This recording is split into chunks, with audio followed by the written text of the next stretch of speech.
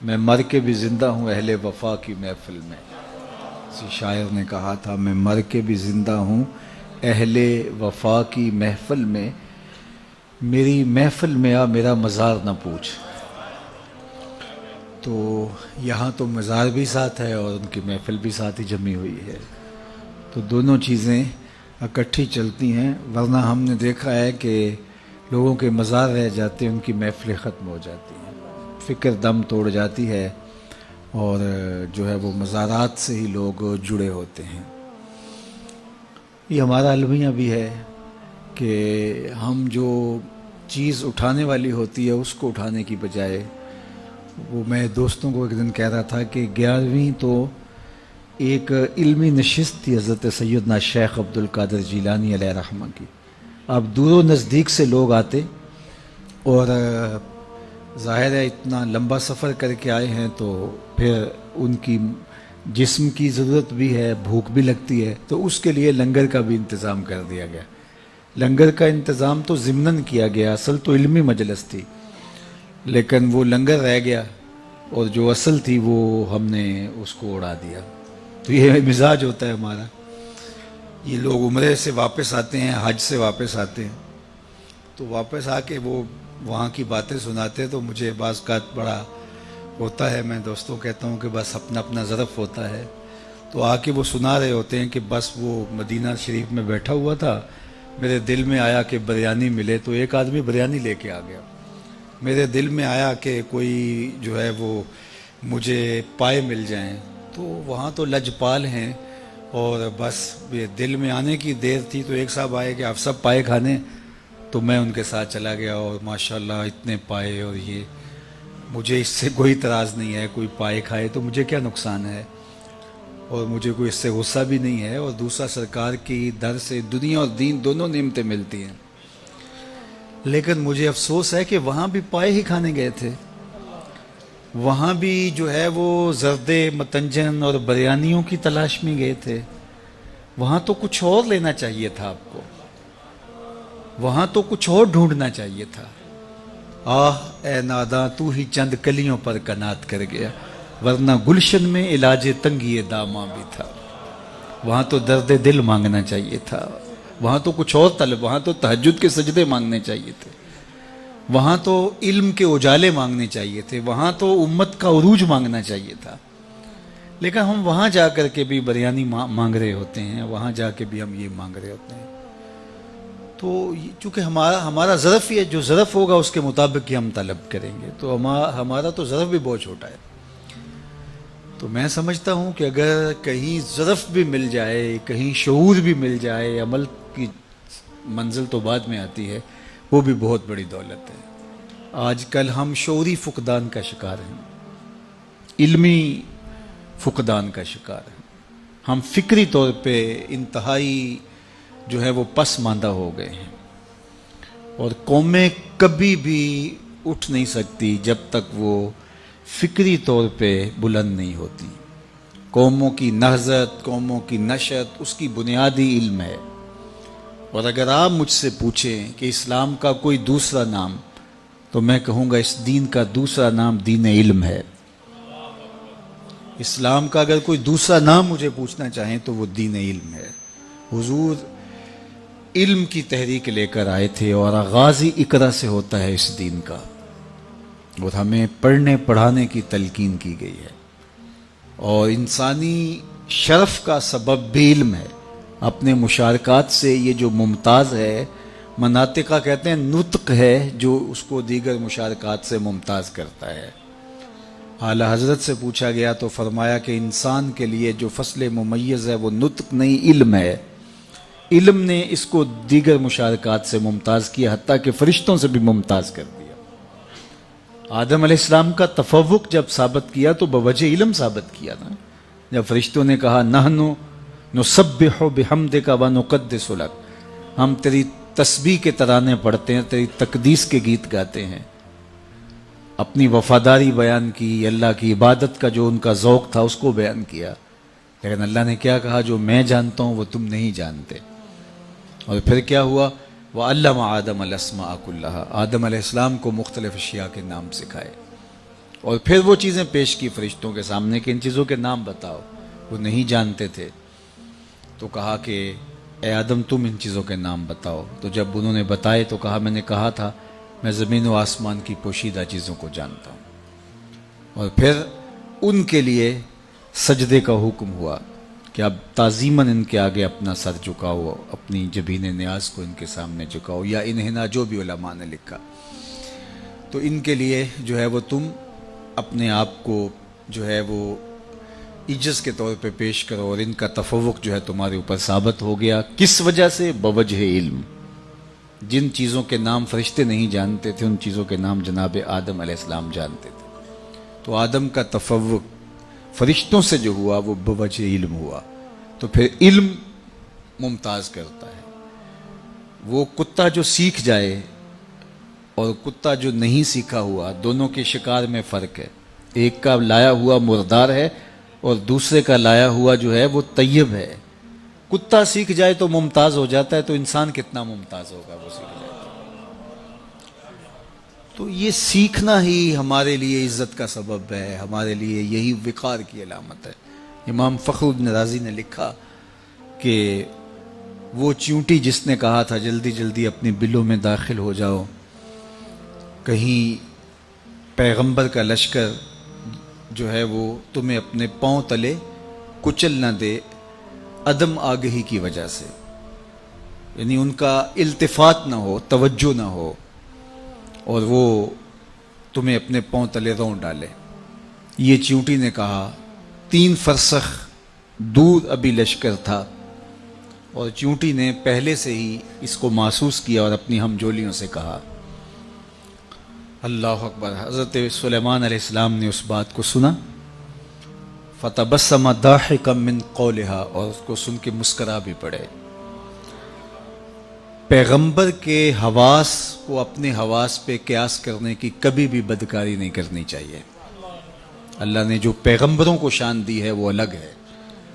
ہمارے کان کے پردے پہ بھی چیونٹی رکھ دی جائے تو ہم نہ سمجھ پائیں کہ وہ کیا بول رہی ہے. 3 فرسخ دور 9 میل بنتا ہے, 14-15 کلومیٹر بنتا ہے. اتنی دور سے چیونٹی نے کہا کہ جلدی جلدی اپنی بلوں میں داخل ہو جاؤ, اللہ کے نبی کا لشکر بے خبری میں کہیں تمہیں کچل نہ ڈالے. تو اس بات کو حضرت سلیمان نے اتنے فاصلے سے سن لیا. اور ماہرین سے پوچھیں کہ چیونٹی کے منہ میں زبان نہیں ہوتی تو پھر وہ بات کیسے کرتی ہے؟ یا تو یہ کہ وہ منہ سے منہ لگا کے اپنے لعاب کو جوڑتی ہے تو اس سے ڈیٹا ٹرانسفر ہوتا ہے, یا پھر جو ہے وہ اپنے سامنے والی 2 ٹانگوں کو جو مہین سے بال ہوتے ہیں ان کو رگڑتی آپس میں, اور اس سے جو آواز پیدا ہوتی ہے اس سے اپنی ہم جولی کو کوئی میسج دے رہی ہوتی ہے. پیغمبر کی شان یہ ہے کہ 3 فرسخ دور سے چیونٹی کے مہین سے باریک سے 2 بالوں کے رگڑنے سے جو آواز پیدا ہو اس کو اتنی مسافت سے سن بھی لیتا ہے, اس سے جو مفہوم نکلتا ہے اس کو سمجھ بھی لیتا ہے. اور یہ اس نبی کی شان ہے جو مسجد اقصی میں مقتدی بن کے تیرے نبی کے پیچھے کھڑا تھا. جب مقتدی کی یہ شان ہے تو مقتدا کی شان کا عالم کیا ہوگا, ان کی عظمتوں کا عالم کیا ہوگا. تو کبھی بھی یہ بدکاری نہیں کرنی چاہیے کہ پیغمبر کے حواس کو اپنے حواس پہ قیاس کر لیا جائے. اللہ نے ان کو جو شانیں دی ہیں وہ وراء الورا ہیں. انی ارا ما لا ترون و اسمع ما لا تسمعون. میرے اور آپ کے آقا و مولا نے ارشاد فرمایا جو میں سنتا ہوں وہ تم نہیں سنتے, اور جو میں دیکھتا ہوں وہ تم نہیں دیکھتے. میرے والد گرامی فرمایا کرتے تھے نبی کی تو شان ہی نرالی ہے. صحیح ترمذی میں روایت ہے, اور امام ترمذی کا چونکہ طریق ہے وہ اس کا درجہ بھی بیان کرتے ہیں, اور کہا ھذا حدیث حسن صحیح. یہ حدیث حسن بھی ہے صحیح بھی ہے. اور وہ حدیث کیا ہے کہ جب میاں بیوی گھر میں الجھ پڑتے ہیں اور بیوی کہتی ہے جب سے تیرے گھر میں آئی ہوں میں نے تو سکھ دیکھا ہی نہیں, تو اس لڑائی کو جنت سے جو ہے وہ حور جو اس مرد صالح مومن کی بننے والی بیوی ہے دیکھ رہی ہوتی ہے اور اس لڑائی کو سن رہی ہوتی ہے, اور کیا کہتی ہے قاتلک اللہ, تیری خرابی ہو, یہ تو چند دن تیرے پاس ہے, یہ تو میرا شوہر ہے.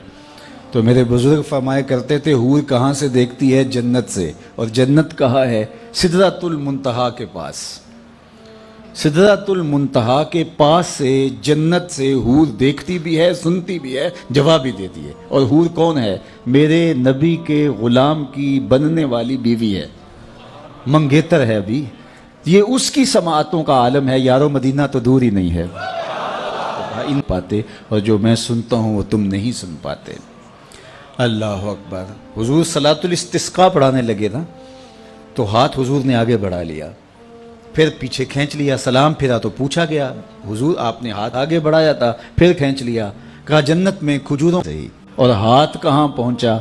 जन्नत में। और जन्नत कहाँ है? सिदरतुल मुंतहा। हाँ, नज़र पहले आसमान के, दूसरे आसमान के सितारे भी देख लेती है। मेरा हाथ 3 फुट तक पहुंचता है, नज़र तीसरे आसमान तक पहुंचती है। और जिसका हाथ जन्नत तक पहुंचता है उसकी निगाह कहाँ तक पहुंचती है? उसकी निगाहों का आलम क्या हो? तो कहा जल्दी जल्दी अपनी बिलों में दाखिल हो जाओ, अल्लाह के पैगंबर का लश्कर तुम्हें कहीं बेखबरी में कुचल ना दे। तो इस पर हज़रत सुलेमान मुस्कराए। अल्लाह अकबर।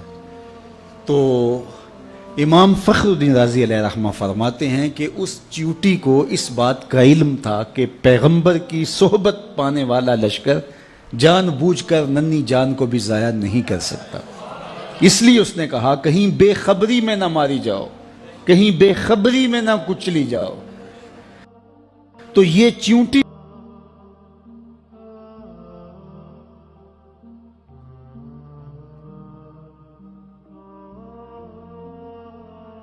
को भी इल्म था, इस इल्म की वजह से कयामत तक आने वाली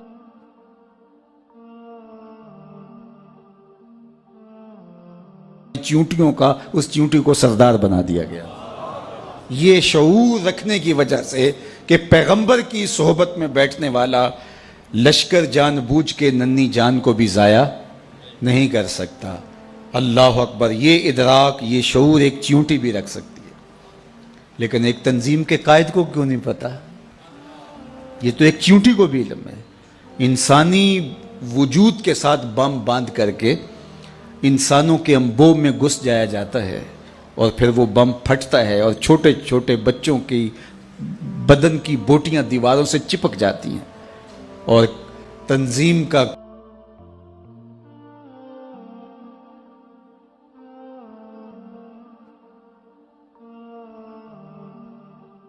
कायद सीने पे हाथ रख के कहता है कि जनाब ये कारनामा हमारी तंजीम का है। मियाँ एक च्यूंटी को भी शऊर है कि नबी की तरबियत में रहने वाला लश्कर जानबूझ के नन्ही जान को भी ज़ाया नहीं कर सकता। और जो इंसानों के अंबों में घुस जाते हैं और ख़ुद कुछ बमबार हमले करते हैं, वो किसी शैतान का लश्कर तो हो सकता है, पैगंबर का लश्कर नहीं हो सकता है। ये इदराक च्यूंटी को भी है, उसका सबब है। इल्म अज़मतों का हवाला है। इल्म जो है वो रिफ़तों का जो है वो अलम है। इसलिए हमें इल्म हासिल करने की तरगीब दी गई है। उलमा ने कहा, फ़ुक़हा ने, कि अगर किसी शख्स को ये पता चले कि उसकी ज़िंदगी बहुत थोड़ी रह गई है, आजकल वो डॉक्टर बता देते हैं कि ये 4थे स्टेज पे कैंसर चला गया है, तो अब आपके पास बहुत थोड़ा वक्त रह गया है, इस थोड़े वक्त की कदरदानी कीजिए। चाहे अल्लाह तो ज़म्बी ज़िंदगी भी दे सकता है, बीमारी को काफूर भी कर सकता है, लेकिन ज़ाहरी असबाब यही बताते हैं। मैं आपको इस ज़िमन में मुझे एक बात याद आ गई, मेरे इस मौजू से तो जुड़ी नहीं लेकिन शऊर की बात है, आपको मैं ज़रूर वो बताना चाहूँगा। हमारे शहर के एक साहब थे, उन्हें डॉक्टर ने बताया कि आपकी बीमारी इस नोयत पे है कि अल्लाह चाहे तो आप बरसा बरस जिए, लेकिन जो ज़ाहरी असबाब है वो यही बता रहे हैं कि कोई 1-1.25 महीना आपकी ज़िंदगी है। तो आप जाएं और जाके जो है वो हुकूकुल्लाह हुकूकुल इबाद उनकी तलाफ़ी कीजिए, ज़िक्र फ़िक्र में वक्त गुजारिए। तो वो मुझे मिलने आए और मुझे कहने लगे कि मुझे वैसे कोई तकलीफ़ नहीं है और डॉक्टर ने मुझे ये कहा है और फ़लाँ हॉस्पिटल के डॉक्टर ने कहा है, लेकिन फिर भी मैं चाहता हूँ कि किसी और को भी दिखला दूँ। तो एक बड़ा अच्छा डॉक्टर था मेरे मिलने वाला, मैंने कहा आप उससे मिल लीजिए। तो उन्होंने मुझे फ़ोन किया कि जो हज़रत आपके भेजे हुए थे तो वो बिल्कुल ऐसी ही पोजीशन है, कोई 1 माह के मेहमान हैं, तो बाकी उन्हें तकलीफ़ हो तो दाखिल भी किया जा सकता है, लेकिन कोई तकलीफ़ वो कहते हैं मुझे नहीं है। تو ٹھیک ہے وہ اپنی زندگی گزاریں اور اللہ اللہ کریں، ذکر فکر میں لگے. تو وہ بعد میں میرے پاس آئے، مجھے کہنے لگے ڈاکٹر نے مجھے یہ کہا. تو میں نے کہا میری بھی ان سے یہی بات ہوئی ہے.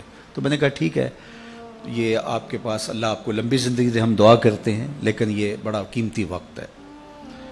جو بات آپ کو میں بتانے لگا ہوں وہ یہ کہ وہ کسی اور صاحب سے ملے. آپ ان صاحب کو بھی جانتے ہیں جو جن کا میں ذکر کر رہا ہوں، ان کو آپ صرف علماء جانتے ہوں گے، باقی نہیں جانتے. لیکن جس کا میں ذکر کرنے لگا ہوں اس کو آپ سارے جانتے ہیں. وہ بھی ایک عالم دین ہے. انہوں نے کہا کہ آپ فلاں جگہ پہ چلے جائیں، فلاں صاحب دم کرتے ہیں تو اس سے آپ کو آفاقہ ہو جائے گا. تو میں ان کو، میرے وہ بڑے ملنے والے ہیں تو میں ان کو فون کر دیتا ہوں. تو وہ صاحب وہاں چلے گئے اور انہوں نے جا کے جب اسپیشل ٹائم دیا اور انہوں نے جو ہے وہ کہا کہ ڈاکٹر جھوٹ بولتے ہیں، آپ بالکل ٹھیک ہو جائیں گے. بڑا ان کو جو ہے وہ تسلی دی اور ساتھ دم شم بھی کیا. جب وہ واپس آ رہے تھے تو بہت زیادہ خوش تھے، چونکہ ایک تو بیماری تھی، پھر ڈاکٹرز نے کہا تھا 1 مہینہ سوا مہینہ آپ کے پاس ہے.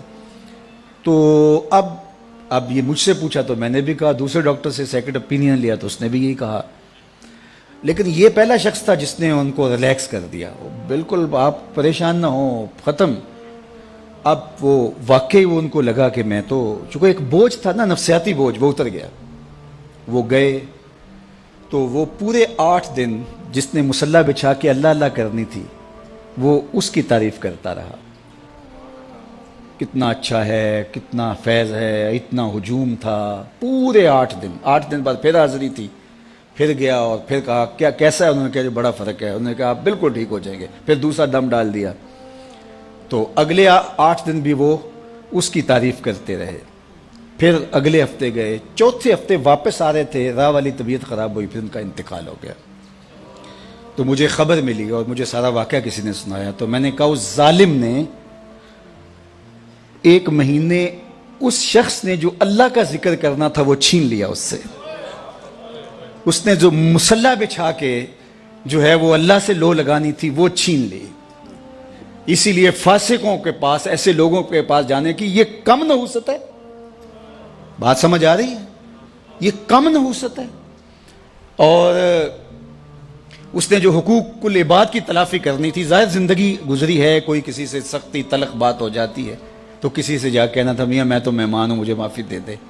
تو وہ حق بھی سچ لیا. وہ پورا مہینہ صبح سے شام تک، وہ جمعہ بھی پڑھاتے تھے وہ صاحب، میں نام نہیں لیتا، تو جمعے میں بھی انہوں نے تذکرہ کیا کہ وہ بڑا فیض ہے یار، مجھے تو بڑا فائدہ ہو گیا. ہوا کیا کہ وہ نفسیاتی بوجھ اتر گیا اور ہوا وہ جو ڈاکٹر نے بتایا تھا. تو وہ اس سے اللہ کا ذکر چھین لیا. یہ بڑی باریک چال ہوتی ہے، تو اس سے ہمیں پناہ بھی مانگنی چاہیے. ایک صاحب تھے، وہ عیسائی ہو گئے ایک زمانے میں، اور تھے وہ امام مسجد. تو وہ تقسیم ہند سے پہلے کی بات ہے اور وہ سیالکوٹ کا علاقہ تھا. تو کچھ علماء علاقے کے گئے، جا کے اس کو کہا کہ یار ہمیں بتاؤ نا کیا ہوا، کون سی دلیل تمہیں اچھی لگی اور تم نے اسلام چھوڑ دیا. تو اس نے کہا کہ میں ایک دن فجر کی نماز پڑھانے کے لیے آیا، سخت جھاڑے کا موسم، تو زمانے میں وہ ہیٹر شیٹر تو مسجدوں میں ہوتے نہیں تھے، تو بڑی مشکل سے وضو کیا تھا، کنویں پہ جا کے پانی نکالا، وضو کیا، اور میں جو ہے وہ ٹیک لگائے ایسے تھا تو میری آنکھ لگ گئی، ادھر اقامت ہو گئی. تو اب اگر میں وضو کرنے جاؤں تو ویسے نفس بھی نہیں مان رہا تھا اور نمازیوں کا اپنا پریشر ہوتا ہے، تو میں اٹھا اور نماز پڑھا دی. لیکن میرے دل میں بڑا ڈر لگا کہ میں نے مصلی رسول کی توہین کی ہے تو میرے اوپر کوئی عذاب آئے گا. لیکن سارا دن گزر گیا، کوئی عذاب نہیں آیا. پھر اگلے دن، اس سے اگلے دن، پھر آہستہ آہستہ میرا یہ معمول ہونے لگا کہ میں ایسی نماز پڑھا دیتا. ایک دن میں جنابت سے تھا اور میں ہمت کر لی اور مصلی پہ کھڑا ہو گیا اور نماز پڑھا دی. لیکن آج میں ڈرا کہ آج کوئی قہر کی بجلی ٹوٹے گی اور آج میرے اوپر عذاب آئے گا. لیکن سارا دن گزر گیا. شام میں نے فیصلہ کیا اسلام دین ہی سچا نہیں ہے، تو میں نے اسلام چھوڑ دیا. تو علماء نے کہا تو کہتا ہے میرے اوپر عذاب نہیں آیا، اللہ نے اپنا دین چھین لیا. تو سمجھتا ہے میرے اوپر عذاب کوئی نہیں آیا، اللہ نے اپنا دین چھین لیا. اللہ کسی سے توفیق سلب کر لے، یار تھپڑ تو اس کو ماریں گے نا، اس بچے کو جس کو آپ داخلہ جس کا ختم نہیں کرتے. کان تو اس کو پکڑائیں گے جس کو آپ کا اپنا بچہ سمجھیں گے. اور جس کو آپ نکال ہی دیں گے، نہ اس کو تھپڑ ماریں گے، نہ اس کو سزا دیں گے، نہ اس کو کان پکڑوائیں گے، نہ اس کو فائن کریں گے. فائن تو اسی کریں گے جس کو اپنا سمجھیں گے. تو اگر ٹانگ ٹوٹ جائے، کوئی اور نقصان ہو جائے، تو یہ تو اللہ کا ایک پیار کا روپ ہے کہ وہ تجھے سمجھاتا ہے، تنبیہ کرتا ہے تجھے. لیکن اس نے تجھ سے اپنا دین ہی چھین لیا، اس سے بڑا عذاب کیا ہو سکتا ہے؟ تو میں آپ سے یہ کہوں گا، ان عاملوں سے بچو. اتنی باریک چالیں ہیں ان کی. اور اب ہوا کیا کہ ان کے اوپر ایک نفسیاتی بوجھ تو تھا کہ 1 مہینہ میری زندگی ہے، تو اس نے وہ اتار پھینکا، ہو کچھ نہیں ہوگا آپ کو. تیرے پاس کیا دلیل ہے کہ کچھ نہیں ہوگا؟ تو جو ہے وہ اس کا وہ بھی، اور اس کا جو مہینہ تھا اللہ کے ساتھ لو لگانے کا، وہ اس فاسق فاجر اس عامل کی تعریف میں گزر گیا. حتیٰ کہ وہ درمیان میں جو 3-4 خطبات جمعہ آئے، اس کے اندر بھی جو ہے وہ اس کا ذکر چلتا رہا. تو اب یہ دیکھیے کہ یہ جہالت جو ہے وہ کہاں تک جاتی ہے. تو بات کر رہا تھا کہ شعور کا نور اللہ تعالیٰ عطا فرمائے تو پھر منزل آگے بڑھتی ہے. تو اگر آپ مجھے اسلام کا دوسرا نام پوچھیں تو اسلام کا دوسرا نام دین علم ہے. اللہ کے محبوب علیہ السلام نے احد کے موقع پہ جب 70 صحابہ شہید ہوئے تھے، تو اس وقت جب تدفین کا مرحلہ آیا تو حضور پوچھتے تھے کس کے سینے میں قرآن کی آیتیں زیادہ ہیں، اس کو آگے دفن کیا جاتا تھا. یعنی دنیا میں بھی وہ آگے اور دین میں بھی وہ آگے. ڈاکٹر غلام جیلانی برق نے اپنی ایک کتاب میں لکھا کہ کسی جگہ پہ کوئی تقریب تھی، تو جو آگے والی رو تھی کرسیوں پہ کہ وہاں ڈی ایس پی صاحب کو، وہاں اس طرح کے عہدیداروں کو جو منصبدار ہیں، انتظامی امور کے ماہر جو ہیں وہ بڑے، ان کو بٹھایا گیا. اور پیچھے والی جو ہے وہ رو تھی، وہاں ٹیچرز کو، ہیڈ ماسٹر، پروفیسر وغیرہ کو بٹھایا گیا. تو وہاں سے جو واپس آئے تو انہوں نے جو ہے وہ اپنی کتاب میں اس کا ایک ذکر کیا ہے. تو وہ کہتے ہیں کہ یہ قوم آگے نہیں بڑھ سکتی، یہ قوم آگے نہیں بڑھ سکتی. کیوں نہیں آگے بڑھ سکتی؟ کہا کہ ایک پروفیسر کو دوسری رو میں بٹھایا جائے اور دوسری جانب جو ہے وہ ایک انتظامی سربراہ کو آگے بٹھایا جائے تو یہ قوم کیسے آگے وہ اس پہ رو رہے تھے. اور آج جو ہاہاکار مچی ہوئی ہے، اللہ اکبر، وہ مسجد کے اندر ٹیسٹ لے رہا ہوتا ہے جاہل مولوی صاحب کا کہ مولوی صاحب رکھنے اور 4-5 جاہل بیٹھے ہوتے ہیں، وہ ٹیسٹ لے رہے ہوتے ہیں. تو وہ اگر خودکشی جائز ہو تو خودکشی مولوی صاحب کو کر لینی چاہیے، لیکن یہ شریعت جائز قرار نہیں دیتی ہے. تو اب یہ جہالت ہو گئی ہے. بے وقوفاں دے نوکر ویکھے دانش مند سیانے، میاں صاحب نے کہا تھا بے وقوفاں دے نوکر ویکھے دانش مند سیانے. آج یہ تو پھر یہ قوم آگے کبھی نہیں بڑھ سکتی. 2 کو 2 سے ضرب دے تو حاصل ضرب 4 آتا ہے، یہ اللہ کا ضابطہ ہے، کبھی ہو ہی نہیں سکتا. یہ ٹکرے مارنے والی بات ہے، کبھی ہم اس سے امید لگا کے بیٹھتے ہیں، کبھی اس سے امید لگا کے بیٹھتے ہیں، کچھ بھی نہیں ہونے والا. تعمیر ہو جس سے آدم کی، یہ وہ گل ہی نہیں، اس مٹی سے کچھ نہیں نکلنے والا. جب تک ہم علم کی طرف نہیں آئیں گے، علم کی تکریم نہیں ہوگی، علم کی عزت نہیں ہوگی، علماء تیار نہیں ہوں گے، اور عصری دینی تکوینی ہر طرح کے فنی علوم، سب طرح کے علوم جب تک نہیں سیکھیں گے، کبھی بھی ہماری تقدیر نہیں بدل سکتی. یہ بات طے شدہ ہے. 2 ضرب 2 کے حاصل ضرب کی طرح ہے، اس میں کوئی دوسری رائے نہیں ہے. ہم احمقوں کی جنت میں رہتے ہیں کہ ہم سمجھتے ہیں کہ شاید ہم ایسے ہو جائیں، ایسے ہو جائیں. شارٹ کٹ سے کچھ نہیں ہوتا. جن قوموں نے آج عروج پایا ہے ان کی تعریف پڑھ لیں، ایسا ہی ہوا ہے. تنے بردہ سے بیزار ہے حق، خدائے زندہ زندوں کا خدا ہے. ایسا کبھی نہیں ہوگا کہ ہم ہاتھ پہ ہاتھ دھر کے بیٹھے اور علم کی آماج گاہیں اجڑ جائیں اور جاہلوں کو ہم جو ہیں وہ مناصب کے اوپر بٹھا دیں تو ہم سمجھیں کہ ہم جو ہے وہ ترقی پا جائیں. کبھی بھی نہیں ہو سکتا. اس لیے ہمیں علم کی آماج گاہوں کو آباد کرنا ہوگا. اب جو معاشرے میں پھیلا ہوا ہے، ہم اگر اس کو دیکھیں تو ہم تو مایوس ہو جاتے ہیں کہ ہم کیا کر سکتے ہیں. جب اتنا کچھ پھیلا ہوا ہے تو صرف ہمیں ہمارے حصے کا کام کرنے کا کہا گیا ہے. ہمارے ہاں ذمہ داری بھی وہی ہے اور ہمارا رب ہم سے پوچھے گا بھی اتنا ہی. اس لیے جو میری ذمہ داری ہے میں اس کو نبھاؤں اور جو آپ کی ذمہ داری ہے اس کو نبھائیں. اللہ اکبر. اور وہ ہم نے کرنا ہے. تو انشاءاللہ یہی چراغ جلیں گے تو روشنی ہوں گی. انہی عام آج گاہوں سے نور پھوٹے گا، یہیں سے اجالے پھوٹیں گے. تو اس لیے میں آپ کو کہتا ہوں کہ جہاں بھی چراغ علم روشن ہو وہاں اپنے جگر کا خون ضرور ڈالیں. یہ کام کرنے والوں کے لیے آج کے دور میں دین کا خلوص کی بنیادوں پہ کام کرنے والے اگر آپ ڈھونڈنے نکلیں گے تو آپ کو ملیں گے نہیں، انگلیوں پہ گننے والے لوگ ہوں گے چند۔ لیکن ایسا نہ ہو کہ ان بیچاروں کو بھی کام کے لیے وسائل رکاوٹ بن جائیں۔ تو اللہ نے جس کو جو دیا ہے، صلاحیت ہے، مال ہے، وہ نچھاور کر دیں تاکہ ان کو کم از کم اس باب کے اندر کوئی پریشانی نہ ہو۔ ویسے بھی فرمایا گیا کہ دین کا کام درہم و دینار سے ہوگا قرب قیامت میں۔ اس کا ایک معنی تو یہ ہے کہ لوگ دین کو درہم و دینار کے بدلے میں بیچیں گے، اور دوسرا یہ ہے کہ اگر کوئی کام کرنا بھی چاہے گا تو اس کو وسائل کی بہرحال ضرورت ہوگی۔ وہ زمانہ تھا کہ علماء برگد کے درخت کے نیچے بیٹھ جاتے تو لوگ ان کے پاس آ کے پڑھ کے وہیں سے چلے جاتے۔ مجھے اچھی طرح یاد ہے، میں بالکل بچہ تھا، والد گرامی کے پاس جو لڑکے پڑھتے تھے وہ ہماری بھینسوں کو چارہ ڈال رہے ہوتے اور جو ہے وہ بہت خدمت کرتے ہوتے۔ لیکن آج جو ہے وہ میں تو اپنے طلباء سے کوئی خدمت نہیں لے سکتا۔ اس وقت وہ مسجد میں جا کے سو رہتے اور بیٹھک میں آ کے جو ہے وہ دن کو سبق پڑھ لیتے۔ تو آج کیا ایسا ہو سکتا ہے؟ آج اچھی عمارتیں بنانی پڑیں گی، اچھا ماحول دینا پڑے گا، ایک چھت تلے سب کچھ فراہم کرنا پڑے گا۔ تو پھر تقاضے بدل گئے ہیں۔ جب تقاضے بدل گئے ہیں تو ہمیں بھی جو ہے وہ تھوڑا سا اس میں کام دینا ہوگا، اور اس راستے کے اندر خرچ کیا گیا مال۔ حضرت شیخ احمد مجدد الفسانی علیہ رحمہ فرماتے ہیں، دیگر مدات میں خلوص کے ساتھ لاکھوں روپے خرچ کرنے سے اعانت دین میں ایک دانگ یعنی ایک ٹگا خرچ کرنا زیادہ افضل ہے، کیونکہ اس سے اعانت دین ہوگی، دین کو تقویت ملے گی۔ تو اس لیے میں آپ سے کہوں گا، ہمیں بہت بڑے سرمایہ داروں کی ضرورت نہیں۔ یہ جتنے لوگ یہاں آپ بیٹھے ہوئے ہیں، آپ کو لاکھوں نہیں ہیں، ہزاروں نہیں ہیں، چند سو لوگ ہیں۔